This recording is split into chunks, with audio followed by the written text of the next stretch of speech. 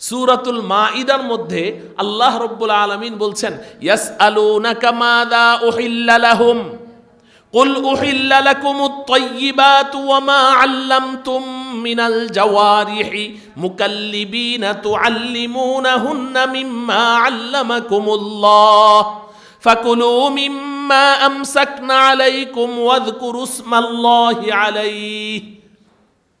চমৎকার একটা কথাই আয়াতে আল্লাহ পাক বলছেন। এটার থেকে কত বড় শিক্ষা আমাদের আছে। আল্লাহ পাক বলছেন, ও বন্ধু, আপনাকে ওরা প্রশ্ন করবে ওদের জন্য কি কি জিনিস হালাল, কি কি জিনিস খাওয়া হালাল। তো আল্লাহ পাক বলেন, আপনি ওদেরকে বলে দেন, কুল উহিল্লা লাকুমুত তাইয়্যিবাত, যত পবিত্র জিনিস আছে সব তোমাদের জন্য হালাল। শেষ কথা, যত পবিত্র জিনিস আছে সব তোমাদের জন্য হালাল, কথা কিন্তু শেষ। এবার আল্লাহ পাক বলছেন কি, ওয়ামা আল্লামতুম মিনাল জাওয়ারিহি মুকাল্লিবিনা তুআল্লিমুনাহুন্না মিম্মা আল্লামাকুমুল্লাহ। আরেকটা জিনিস কিন্তু তোমাদের জন্য হালাল, সেটা কি জানো? কুকুর। কুকুর, একটা কুকুরকে যদি তুমি ইলম শিক্ষা দাও, তুআল্লিমুনাহুন্না, একটা কুকুরকে তুমি ট্রেনিং দিয়েছো, কুকুরকে ট্রেনিং দিয়ে তুমি তোমার শিকারী বানিয়ে নিয়েছো। অনেক কুকুর শিকারী হয় না? আচ্ছা, এই কুকুরটা আমার শিকারী হলো কিনা এটা আবার পরীক্ষা করার নিয়ম আছে। আমাদের হানাফি মাযহাবের ফিকহের সবচেয়ে গুরুত্বপূর্ণ কিতাব আল হিদায়া, এই হিদায়া নামক কিতাবের মধ্যে কুকুরটা শিকারী হলো কিনা এটা পরীক্ষা করার সুরত কি, যে কুকুর তোমার কথা মতো চলবে, তোমার কথার বাইরে চলবে না, এটা শিকারী করা, এটা টেস্ট করবে তুমি। টেস্ট পরীক্ষাটা কি? তুমি একটা প্রাণীর পেছনে কুকুরটাকে ছেড়ে দাও, যা ওটাকে ধরে নিয়ে আয়, একটা মুরগি অথবা একটা খরগোশ, যা ওটাকে ধরে নিয়ে আয়, এটা বলে তুমি তাকে ছেড়ে দিলে। এই কুকুরটা ওই খরগোশটার পেছনে দৌড়াতে দৌড়াতে খরগোশটাকে ধরলো, ধরার পরে সে ওটাকে খায় না, তোমার সামনে এনে জমা দিয়ে দেয়। একবার হলো, এখনই সে পাস না। আরেকবার, দ্বিতীয়বার আবার ছাড়লে, ছাড়ার পরে এবারও সে যেই প্রাণীটার পেছনে ছেড়েছ সে ওই প্রাণীটাকে ধরে একটুও খায়নি, ধরে এনে তোমার সামনে হাজির করে দিয়েছে। এরপরে আরেকবার, তৃতীয়বার, যদি কোনোবার যদি সে এমন করে ওই প্রাণীটাকে ধরে সে খেয়ে ফেলেছে, বোঝা গেল এখনো তার এলেম হয় নাই, এখনো ট্রেনিং হয় নাই। সে যদি ধরে, তুমি পাঠিয়েছো, ধরে সে একটুও খায় না, এনে তোমার সামনে দিয়ে দেয়, তিনবার পরীক্ষা করার পরে যদি দেখা যায় হ্যাঁ তিনবারই একই কাজ করছে, তাহলে বোঝা গেল কুকুরটা এখন তার এলেম শিখা হয়ে গেছে। এবার আল্লাহ পাক কি বলে জানেন? একটা কুকুর যদি কোনো একটা মুরগি কামড় দিয়ে ধরে, ধরার পরে কামড়ানোর কারণে মুরগিটা মারা যায়, ওটা কি আমাদের জন্য হালাল? না, ওটা হারাম, ওটা খাওয়া যাবে না। কিন্তু এই যে কুকুরটাকে তুমি এলেম শিক্ষা দিয়েছো না, এবার আল্লাহ বলেন তুমি এই কুকুরটা কোনো একটা প্রাণীর পেছনে ছেড়ে দাও, কোনো একটা হালাল প্রাণীর পেছনে, ওয়াযকুরু ইসমাল্লাহি আলাই, এবং আল্লাহর নামে ছাড়ো, বিসমিল্লাহির রহমানির রহিম বলে একটা প্রাণীর পেছনে ছেড়ে দিয়েছো। এই কুকুরটা গিয়ে ওই প্রাণীটাকে ধরে, ওটাকে কামড় দিয়ে ধরে নিয়ে এসেছে, আনতে আনতে ওই প্রাণীটা মরে গেছে, ওই প্রাণীর গোশতটা আমি আল্লাহ তোমাদের জন্য হালাল করে দিলাম। এই কুকুরটার দাম এত বাড়লো কি কারণে? ওটাকে এলেম শিক্ষা দেওয়ার কারণে। এলেমের কারণে দেখেন কুকুরটার দাম বেড়ে গেছে। এখন কুকুরের ওই ধরা ওই প্রাণীটাও আল্লাহ কি করে দিয়েছেন? হালাল করে দিয়েছেন। এলেম এত শক্তিশালী, এত শক্তিশালী একটা জিনিস, মানুষকে এত শক্তি দান করে এলেম, আমরা কল্পনাও করতে পারবো না। হযরতে সুলাইমান আলাইহিস সালামের কথা আপনারা জানেন, আল্লাহ পাক তাকে মুজিজা দিয়েছেন, উনি সব প্রাণীর ভাষা বুঝতেন, সব প্রাণীর ভাষা বুঝতেন। পিঁপড়ার সাথে তিনি কথা বলতেন, পাখির সাথে কথা বলতেন, জিন জাতি তার দরবারে সব সময় থাকতো। তো সুলাইমান আলাইহিস সালাম একদিন জঙ্গলে গেলেন, জঙ্গলে গিয়ে সব পাখিদেরকে ডাকলেন, আর কোনো প্রাণী না, সব পাখিরা আসো। কোরআনে কারিমে আল্লাহ পাক বলছেন ওয়াতাফাক্কাদাত তায়র, সুলাইমান আলাইহিস সালাম পাখিদের হাজিরা নিলেন, এই কে কে উপস্থিত আছো, এক একটা করে পাখির নাম ডাকে আর সবাই লাব্বাইক বলে। এই বাজ পাখি লাব্বাইক, ঘুঘু পাখি লাব্বাইক, ময়না পাখি লাব্বাইক, শালিক পাখি লাব্বাইক, চড়ুই পাখি লাব্বাইক, এক একটা করে পাখির নাম ডাকে, সবাই লাব্বাইক বলে। এখন কয় হুদহুদ নাই, হুদহুদ পাখি নাই, কি ব্যাপার? তিনি বলছেন ফাকালা মা লিয়া লা আরাল হুদহুদ, ব্যাপার কি? আমি হুদহুদ পাখিকে যে দেখছি না, আম কানা মিনাল গায়িবিন, নাকি ও নাই? তো যখন দেখলেন যে হুদহুদ উপস্থিত নাই, সুলাইমান আলাইহিস সালাম প্রচন্ডভাবে রেগে গেলেন। লা উআযযিবান্নাহু আযাবান শাদীদা আও লা আযবাহান্নাহু আও লা ইয়াতিয়ান্নী বিসুলতানিম মুবিন, আমি ওকে আজকে কঠিন শাস্তি দেব অথবা জবেহ করে ফেলবো। ওর এত বড় সাহস, আমি আল্লাহর পয়গম্বর আসলাম, সবাই আসলো আর সে আসলো না, ওর এত বড় সাহস, আজকে আমি ওকে জবে করে ফেলবো। এত রেগে গেলেন।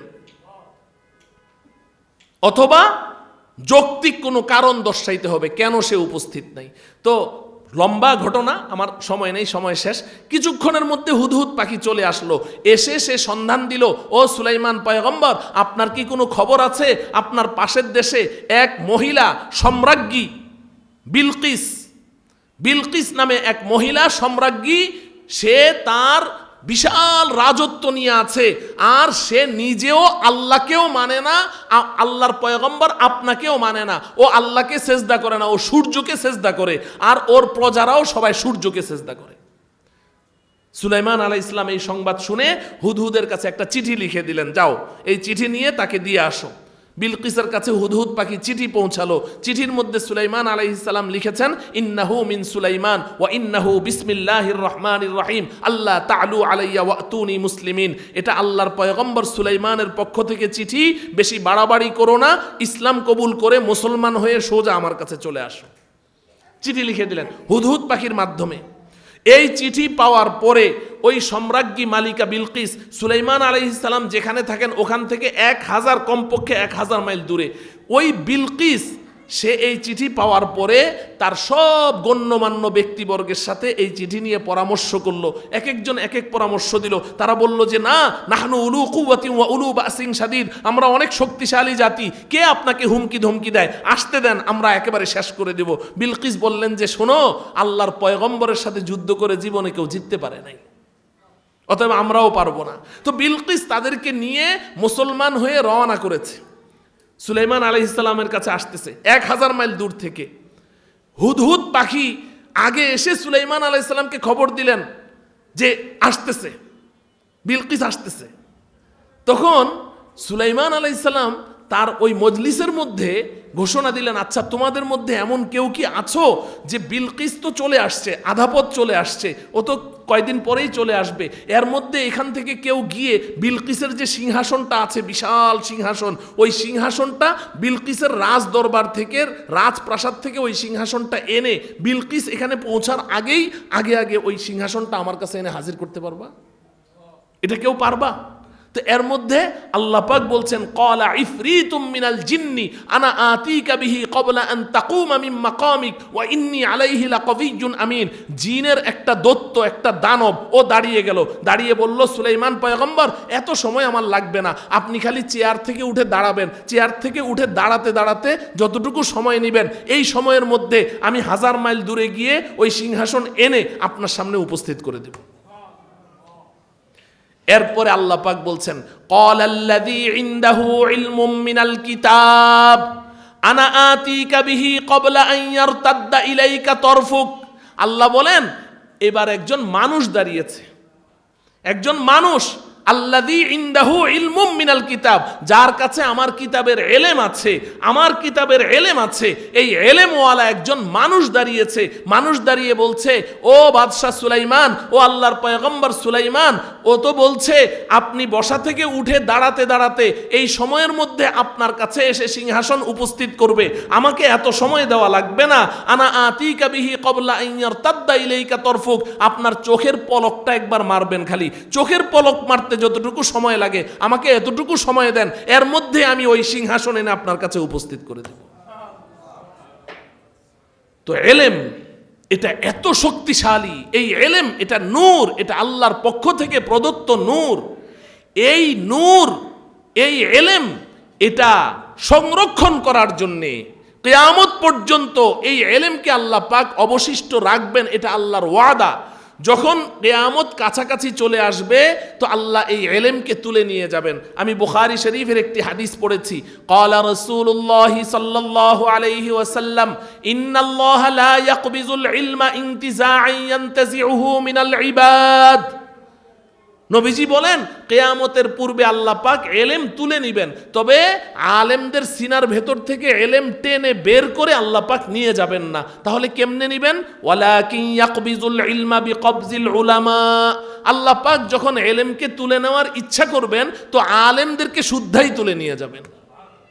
কিয়ামতের পূর্বে এই পৃথিবী আলেম শূন্য হয়ে যাবে। নবীজি বলছেন ওয়ালাকিন ইয়াকবিজুল ইলমা বিকবজিল উলামা, আলেমদেরকে আল্লাহ পাক তুলে নিয়ে যাবেন। মুহাক্কিক আলেম, হক্কানি, রব্বানি, আল্লাহ ভীরু, পরহেজগার, মুত্তাকি আলেমদেরকে আল্লাহ পাক তুলে নিয়ে যাবেন। এরপর যখন এই পৃথিবী আলেম শূন্য হয়ে যাবে, ইত্তাখাযান নাসু রুউসান জুহালা, মানুষ জাহেলদেরকে তাদের ধর্মীয় নেতা বানাবে। ফাসুইলু, তাদের কাছে গিয়ে হালাল হারামের মাসআলা জিজ্ঞাসা করবে যে হুজুর আমাদের এটা কি হালাল না হারাম, জায়েজ না না জায়েজ। এখন যাকে তারা নেতা মানছে সে তো জাহেল, ওর ভিতরে তো এলেম নাই। ফাআফতাউ বিগাইরি ইলমিন, এলেম ছাড়া সে ফতোয়া দিতে থাকবে। ফাদাল্লু ওয়া আদাল্লু, নিজেও পথভ্রষ্ট হবে, উম্মতকেও পথভ্রষ্ট করবে। আর ওই সময় আল্লাহ তাআলা দুনিয়াকে ধ্বংস করে দিবেন।